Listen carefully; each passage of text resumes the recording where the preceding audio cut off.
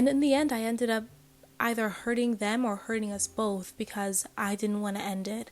And I wanted the comfort that that relationship was temporarily giving me. Hello, and welcome back to another episode of Unsolicited with Faith, the show where I give you my unsolicited advice and opinions on life and pop culture. Today, I really wanted to make a video on dating for the easily obsessed. Now, as someone who is a recovering people pleaser and anxious attacher, I feel really qualified to make this video. I am by no means an expert at dating. I'm still learning, I'm still growing, but I recently encountered a few mindset shifts and general playbook rules for dating that I think has really helped me view dating as something that is fun and can be casual and can help me learn more about myself even if a relationship doesn't go well, rather than something dreadful, which is how I felt every time I used to develop romantic feelings for someone. So I think that this journey really starts back in February 20th to be exact, 4 days before my birthday.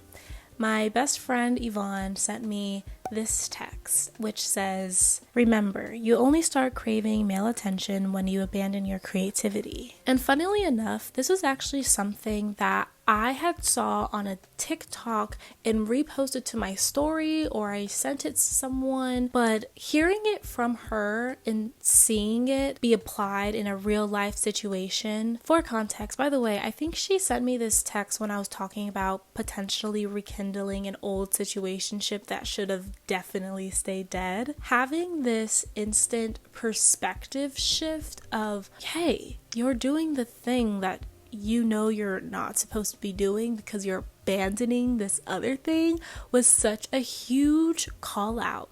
And I don't know why, but it really made a switch go off in my head of just, I am so done pouring into other people that I don't know. I think about this a lot when it comes to dating online, especially with Hinge. A lot of the times, I feel that it is so easy for us to get trapped in this rat race of online dating and the superficial heartbreak and heart race of being ghosted and matched. We truly forget that these people are strangers. Once I kind of saw these two things and recognized them, I started diverting all of this angsty, romancy energy that I would normally have and save for romance and relationships, and diverting all of it into my creative projects, primarily YouTube. And this revelation has literally been life-changing. Like I truly cannot stress enough how much of a lifesaver I feel this one perspective shift has made. Me learning how to pour into myself before pouring into another person or before pouring into my romantic desires has helped me become so much of a productive and active creator, and it has fulfilled me in ways that I did not think was possible. I don't really feel as much of a desperation or deprivation of love and romance in my life anymore because I am so actively putting it into something so immediate, such as my art. So Anna Howard on YouTube actually had almost the exact same experience as me, like literally to a T, even with the TikTok that she came across. First of all, you should definitely go and watch the entirety of that video. It's called "Why Are We Afraid of Love?" I'll put a screenshot of it right here. But in it, she talks about how she came across this TikTok that had pretty much the same exact concept. It basically said you start to crave male validation when you abandon your creativity. But she also added some context about limerence that I really appreciated. For those of you who don't know what limerence is, I'll just put another screenshot on the screen. But it's basically this feeling of obsession that you have when you are just constantly thinking about a person at all hours of the day. And it's also been a very prominent buzzword online. However, it's always been used in a very negative connotation. And what I really liked about Anna's video is she puts it into a perspective that is really positive and fulfilling. In the video, she references this TikTok from Vanessa Life is Art that says, "There is nothing wrong with you. You just need to create." And when I heard this, I felt such a sense of relief and validation about desiring. It made me realize how much we emotionally castrate ourselves and abandon ourselves when we tell ourselves there is something wrong with our desire, when we feel such an overwhelming sensation of infatuation with somebody. I think that sometimes, especially with conversations online, it can be so easy for us to forget that passion, excitement, romance, desire are not only normal, but they are human, and it is what makes life so special and different from anything else that other sentient beings experience. I think that this also ties into the conversation online about chalantness and how people are so scared of how other people will see them or seeing them feel and live that they would literally rather shut themselves down emotionally or die than be seen having fun, dancing, laughing, being hysterical. And it really just takes away overall from our humanity. And then going back to Anna Howard and Vanessa Life is Art, there's also the femininity and misogyny aspect of this conversation of trying to simmer our desire down. We as women have been conditioned into thinking that our art and creativity is only productive when it is poured into a man or a relationship, or even worse, when it is poured into ourselves with the result or desire to be the best version of ourselves for a man. And I'm not saying that this is bad art, but this really reminds me of Fiona Apple's song, "I Want You to Love Me," in which she says, "And I know that none of this will matter in the long run, but I know a sound is still a sound around no one. And while I'm in this body, I want somebody to want, and I want what I want, and I want you."